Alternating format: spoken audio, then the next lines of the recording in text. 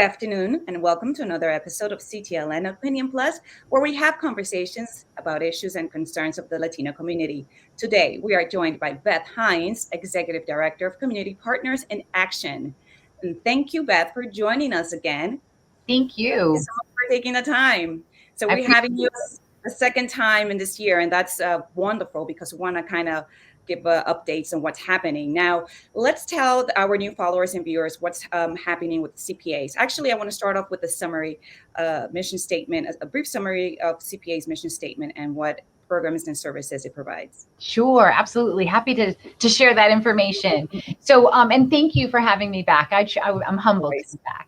So CPA is one of the oldest organizations of its kind in the country. We were actually founded nearly 150 years ago. We champion criminal justice reform and advocate for preserving human dignity of those who are incarcerated and or involved in the criminal justice system in one way or the other. Our work is possible due to our partnerships with and support from individuals, our state government partners, funders, and our community-based organizations who partner with us to provide services to people in need. The mission of CPA is to build community by providing services that promote accountability, dignity, and restoration for people affected by the criminal justice system. We have a variety of programming. Our programming has changed over the years, as you might imagine. And currently, we are geographically located in Hartford, Waterbury, Hamden, and Manchester. We also have programming in statewide in the Connecticut prisons and in the 2 juvenile detention centers in Hartford and in Bridgeport. So CPA is often known for our reentry services, and we have many programs that fall under reentry service provision. And the focus of those programs is to provide pre and post release case management services to help people prepare for their release. Services also include employment support, assistance with securing housing, and basic needs. We also have a program funded by SAMHSA, the Substance Abuse, Mental Health, and Security and Services Administration. And that program enables us to serve people who are coming out of prison with significant substance abuse and mental health needs. That's awesome. So, yes. And, a lot of people are coming out with those kinds of needs. And so the program is able to immediately connect them to services through a partnership that we have with Intercommunity. So it's great. It's a great partnership. We have recovery beds there. Wow. Many of the clients go into sober houses. So it's a program that is really needed for our population. Okay. So I know you guys have new programs that was launched this summer, like your reentry backpack program. And I want to know if the new Waterbury Center was open. Can you let us know a little bit about that? Absolutely. I'd be happy to. So, the backpack program is actually something that's not new. We've been operating, we operate that program since we opened the Hartford Reentry Welcome Center. One of the things that has been so inspiring about the centers is the community coming together and helping us to provide the services for people coming home from prison. And so we have had people do hygiene drives and backpack drives, and we are so fortunate because those items are in demand and they can be very costly. And people have really come together. Like there was a school in West Hartford, St. Bridget, who did a hygiene drive for us. I mean, it was incredible the amount of hygiene products they gave us. The United Way in Waterbury did the same. And so, we have backpacks. We have a female backpack and male backpacks. And so somebody comes to the center, that is one of the first things that we give them. It also includes a cell phone with prepaid minutes. So that's new. That's new. The cell phone is new. And there you go. That's what I meant. The cell phone. The reason why the cell phone, I mean, it seems new, but it's not new anymore. But, when the pandemic hit, the Hartford Center, was still open because even more and more people were actually coming out of prison than before, right? And so, there was a lot of people discharging to homelessness, which was a significant crisis. And so we were able to partner with the Coalition to End Homelessness and Journey Home and Community Health Resources, also the Department of Correction, to really plan for people coming to the center. So if they were going to be homeless and we did not have a shelter bed because the shelters were closed, Right. or a place for them to stay, we actually were putting people up in hotel rooms because it was the only safe place to have them stay. But we couldn't have them in the hotel rooms without a cell phone. We needed to be able to connect with them, make sure they were okay, make sure they were stable, and then also for them to be able to connect with services.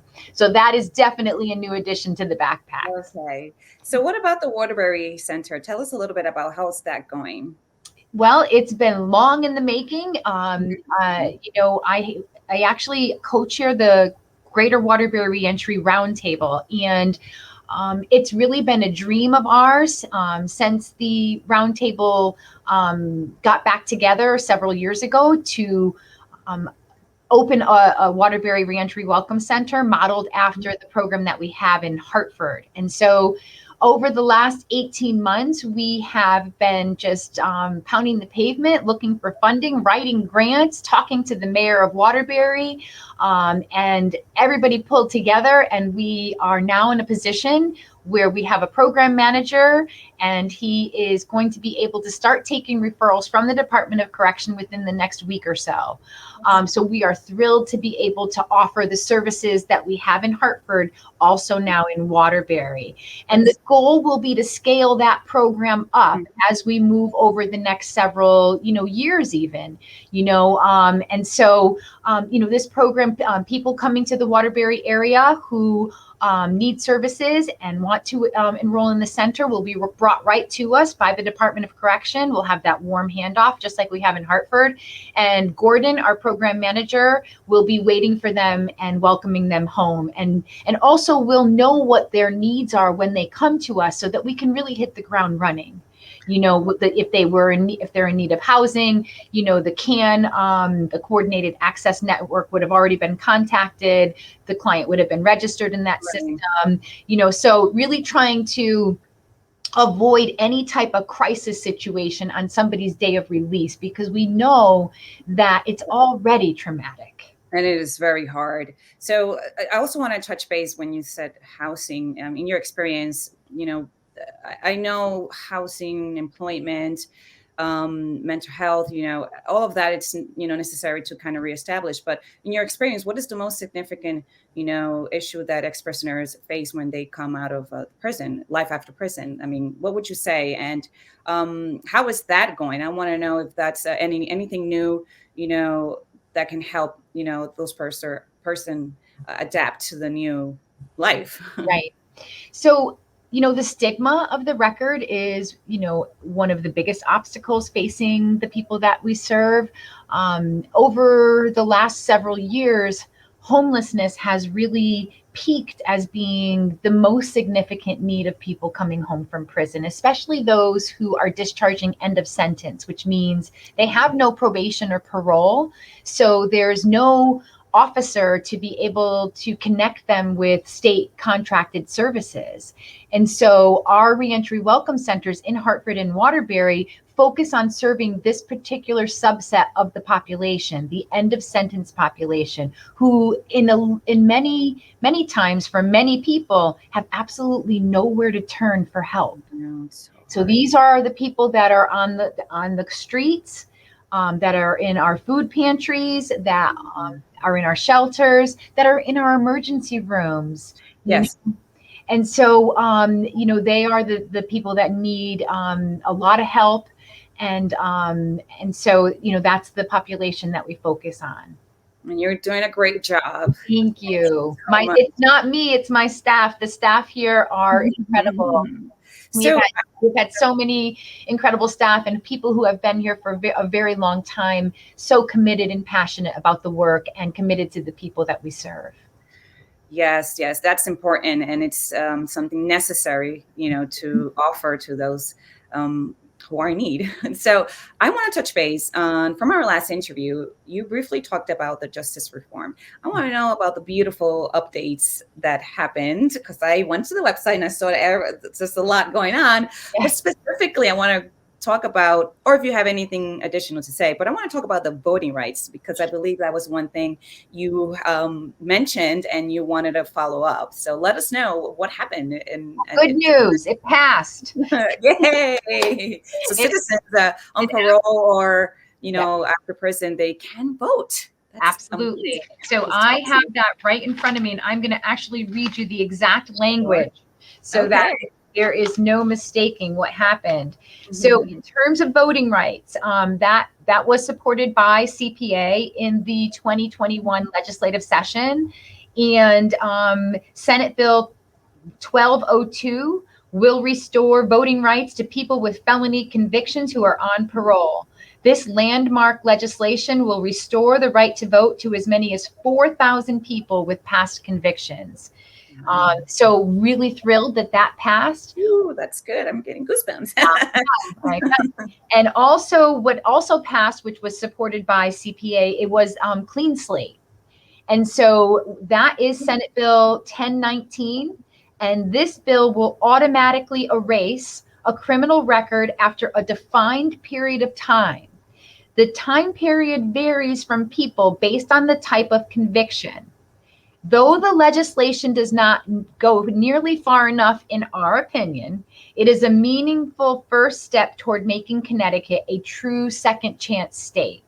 And so, what I mean by not going far enough is that in the clean slate legislation, there are a number of carve outs. There's a number of exceptions of crimes that would not be eligible to an erasure. And so, an example of that is Mhm. a sex offense crime. Anybody convicted of a sex offense would currently, under the current Senate bill, would not qualify for an erasure. And there's a lot of other carve outs. And so while this was incredible to get this passed, Right.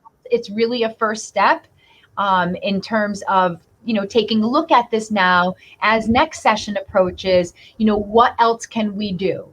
What else makes sense? Because sometimes things are rushed through, and so you want to, if you want to be able to now, okay, now it's gone through, let's examine it, let's take a deep dive and look to see if there are any other convictions that can fall under this Senate. Right, right. But it's still very helpful, It's like a clean slate. It's you're given the chance to start over, which is very difficult when you have records, So this is a first step. It's an amazing first step. So now let me go to our last question, because Sure. I think we're running out of time. Okay. What's next for Community Partners in Action? Anything new? Anything you want to share? Any new program? Anything on the works they want to share with the audience? Well, the Waterbury Center is brand new. We haven't even taken our first client yet. We are down there today with the United Way and Post University doing 3 days of caring, getting the center cleaned and spruced up and ready for people to come. We also recently opened 2 residential treatment programs for male youth. And so we have one in Hamden and also in Hartford. And so these programs are relatively new to the agency. There's a lot of work that goes on in the youth programs. It's a significant endeavor on the part of the agency. Whenever children are your responsibility, whenever anybody is your responsibility, but especially children, our future, you have to take that real serious. Need to make sure that the services that we are providing to the kids in our care are quality services, that the staff are trained, that they, are prepared to serve them, prepared to know what to do. So it's at this point, the agency is in a position of where we have just witnessed significant growth. And so my role as the executive director is to be sure that we manage that growth properly and to ensure that the services that we do provide are of a quality nature. That is great, especially for all those youth out there. So, well, that is all the time that we have, Beth. Thank you again for joining us and giving us all that great information, the updates, and thank you for all the work in your office, it's doing towards the community. So thank you very much. I will pass on that thank you to our amazing staff. Yes, okay. Have a wonderful day. You too. Bye-bye. Yeah. So join us for another episode in 2 weeks. For more information about our discussion today, check out our web story on ctlatinonews.com. Follow us on Twitter at CT Latino News and Instagram at CT_Latino News. I'm Maricela Baez with CTLN Opinion Plus. See you next time.